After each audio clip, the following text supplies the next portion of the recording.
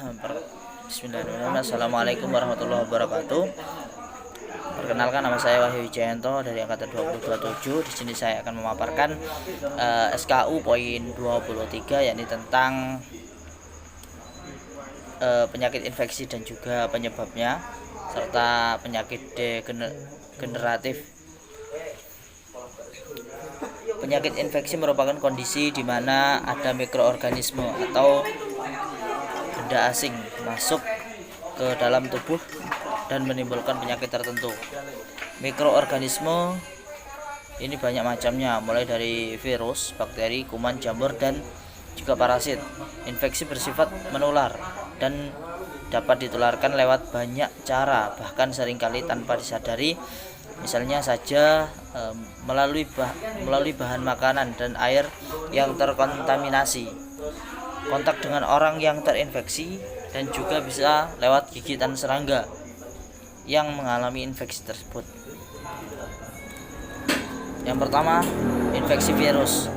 Virus bersifat parasit dan atau merugikan dengan ukuran yang bahkan jauh lebih kecil dari bakteri.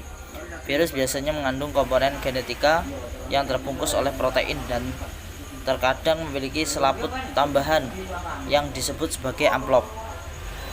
Yang kedua, yakni infeksi bakteri. Bakteri adalah mikroorganisme sel tunggal berukuran kecil yang hanya bisa dilihat dengan mikroskop. Bakteri bisa ditemukan hampir di semua tempat, mulai dari tanah, air, bahkan dalam saluran pencernaan. Beberapa jenis bakteri tidak akan mati karena panas dan bahkan bisa bertahan dalam paparan radiasi. Contoh penyakit bakteri seperti sifilis, keracunan makanan, chlamydia, TBC, kolera, dan tetanus. Yang selanjutnya yakni infeksi jamur. Jamur merupakan organisme dengan berukuran bervariasi, mulai dari yang dapat dilihat oleh mata hingga harus dengan bantuan mikroskop. Jamu bisa menular dengan berbagai media, misalnya tanah, sentuhan dengan bagian tubuh yang terinfeksi, melalui baju, makanan, dan sebagainya. Yang selanjutnya yakni penyakit degeneratif. Ialah kondisi kesehatan yang menyebabkan jaringan atau organ memburuk dari waktu ke waktu. Ada cukup banyak jenis penyakit generatif yang terkait dengan penuaan atau memburuk selama proses penuaan. Penyakit degeneratif diklasifikasi menjadi 3 kelompok, yakni kardiovaskular, neoplastik, dan sistem saraf. Penyakit kardiovaskular yang paling umum adalah hipertensi, penyakit koroner, dan infark miokard. Penyakit neoplastik termasuk tumor dan kanker. Penyakit yang mempengaruhi sistem saraf termasuk Parkinson dan Alzheimer. Penyakit degeneratif disebabkan oleh berbagai faktor. Beberapa faktor tersebut adalah efek langsung dari penggunaan normal tubuh, sementara yang lain disebabkan oleh kesehatan yang buruk atau gaya hidup yang tidak sehat.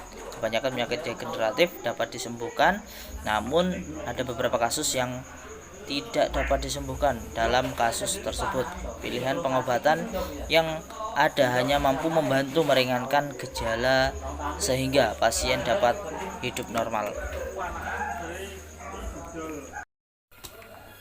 Gaya hidup tidak sehat adalah pola aktivitas sehari-hari yang mampu menurunkan status kesehatan dan dapat mendatangkan penyakit bagi kita. Sedangkan gaya hidup sehat adalah pola aktivitas yang mampu untuk menjaga kesehatan dan juga menghindarkan dari hal-hal yang bisa mendatangkan penyakit bagi kita. Menjaga asupan makanan dan aktivitas fisik merupakan fondasi untuk memiliki tubuh yang sehat. Masih banyak orang yang tak bergerak meluangkan waktu untuk melakukannya. Gaya hidup tidak sehat akan berdampak pada kesehatan tubuh kita seperti sindrom metabolik. Ini adalah sekelompok kondisi yang meningkatkan risiko penyakit jantung, stroke, dan diabetes.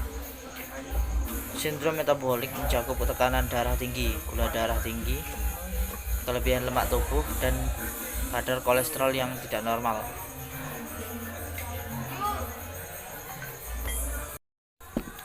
Beberapa penyakit yang sering terjadi akibat gaya hidup yang buruk antara lain yang pertama yakni diabetes. Diabetes selain faktor keturunan dan pertambahan usia, resiko diabetes juga dapat meningkat pada orang dengan kondisi tertentu. Misalnya orang yang tidak bergerak aktif, kelebihan berat badan, atau terbiasa mengonsumsi makanan yang kaya lemak dan karbohidrat. Pola hidup seperti ini memicu gangguan pada sistem pengaturan kadar gula darah dalam tubuh. Yang kedua, osteoporosis, yakni selain kekurangan vitamin D yang menyebabkan kerapuhan tulang, osteoporosis lebih rentan terjadi pada orang yang mengalami kelumpuhan atau pada orang yang kurang bergerak aktif setiap hari. Yang ketiga yakni kanker. Terdapat banyak hal yang dapat memicu mutasi gen, yaitu gaya hidup yang buruk seperti kebiasaan merokok, obesitas, kurang olahraga, serta konsumsi makanan yang mengandung zat karsinogenik, bahan kimia pemicu kanker. Yang selanjutnya yakni jantung.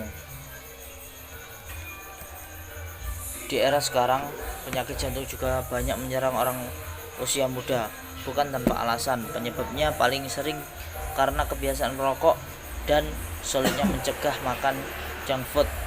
Tak heran jika Anda menderita penyakit jantung sejak muda yang sebenarnya dapat cegah. Yang selanjutnya ini gagal ginjal. Penyakit gagal ginjal juga dapat merenggut banyak nyawa orang. Pria paling kerap menderita penyakit ini. Pasien dengan gagal ginjal sudah tak kenal usia. Ini akibat dari kebiasaan sederhana, yakni kurangnya minum air putih dan menahan kencing. Kalau sudah kena gagal ginjal, Anda harus melakukan cuci darah tanpa henti untuk menstabilkan kondisi.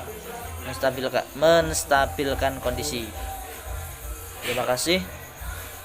Cukup sekian. Assalamualaikum warahmatullahi wabarakatuh.